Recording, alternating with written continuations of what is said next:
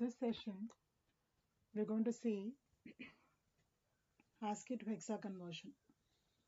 ASCII to hexa conversion.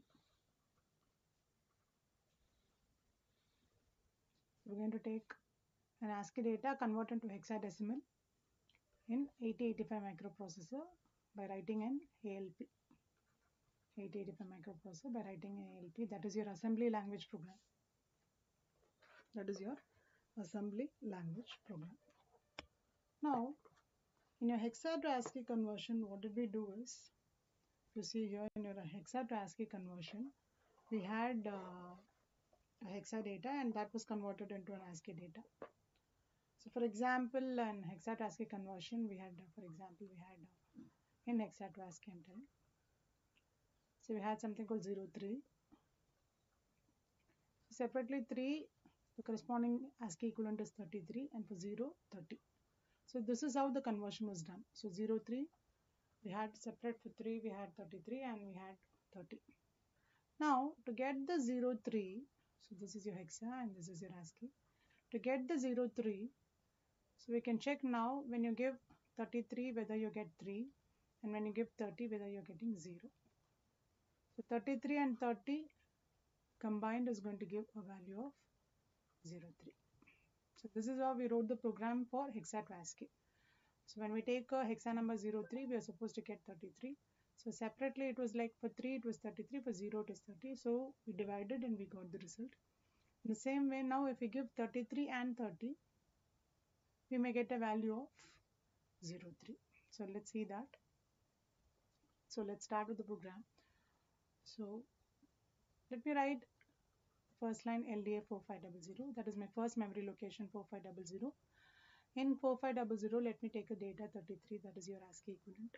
33 ASCII. Since it's ASCII, I'm writing as A.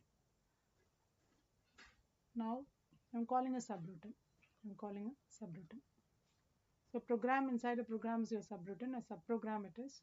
So let me write the subprogram here SR. So in subroutine, what do I say? I'm comparing with data 3A. So I'm comparing my accumulator value with 3A. So my accumulator value is 33. So which is less than 3A. So when I say this is your hexa number 3A and 33 hexa 03 actually. So when you compare your accumulator value with your 3A, so your accumulator value is lesser than 3A. So we have to check for the carry. So jump on carry. So whenever your accumulator value is less than the given data, there's a carry generator. So jump on carry, go to some loop L1. So we have to see what is that L1. What do we do is, we give an instruction subtract 30.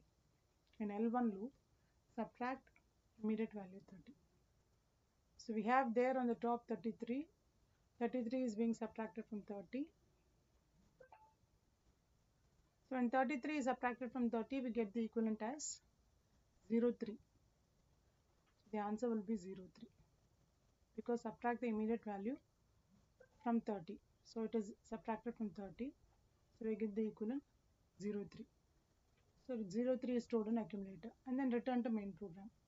So when you return to main program, what you're doing here is, where we left, it will go there. So we're calling a subroutine. So after that, what we're doing, we have an accumulator content now 03, that you're moving it to register C. So C will have 03 because that is the final result.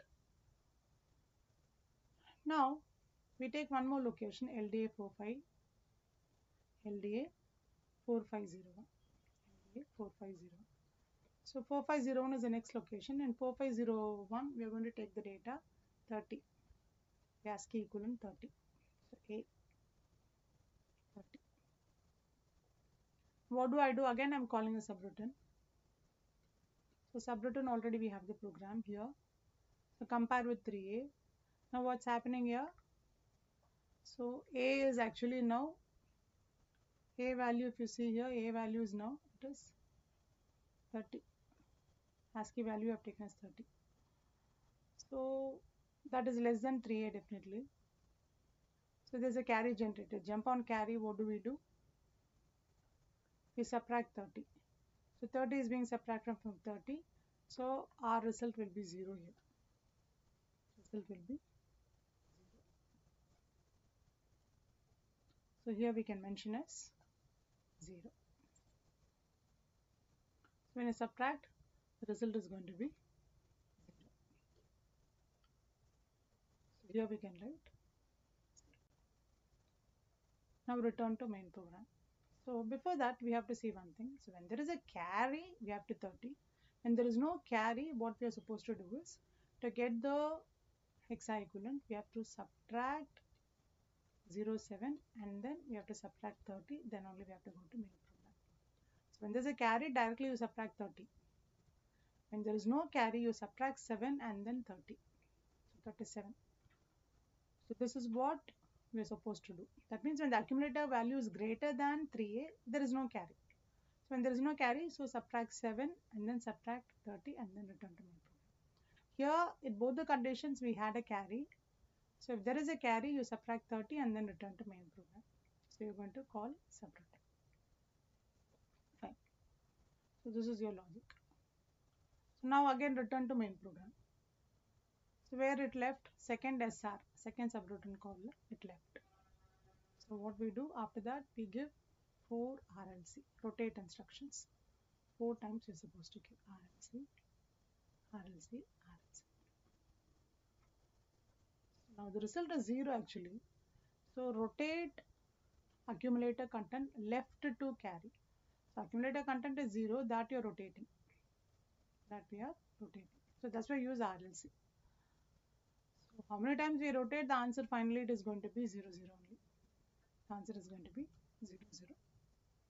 Now after rotating, here OR the contents with C. OR the contents with C. That means what? C is already 0, 3. Now accumulator is 0, 0, 0, 0 because we got only 0, 0, 0, 0. And you're ORing with C. C is what? 3 actually. It was 0, 3 because already we have seen here first result. So we write 0, 3, 0, 0, 0, 0. And 0, 3 is what? 0, 0, 1. So when you do OR operation, it is nothing but x plus y. X plus y. So we have to add 0 plus 1 is 1, 0 plus 1 is 1, 0 plus 0 is 0, 0. All is 0, rest all it is 0 because only we have 0. So the answer is 0.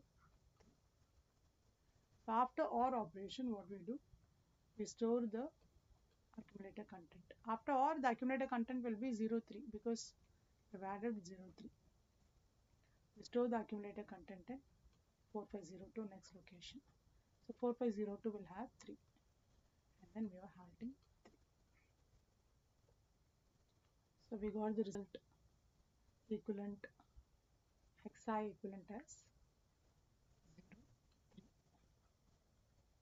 So from 33 and from 30, we got the hexa equivalent as 0. So thus the ASCII to hexa conversion is carried out. Thank you all.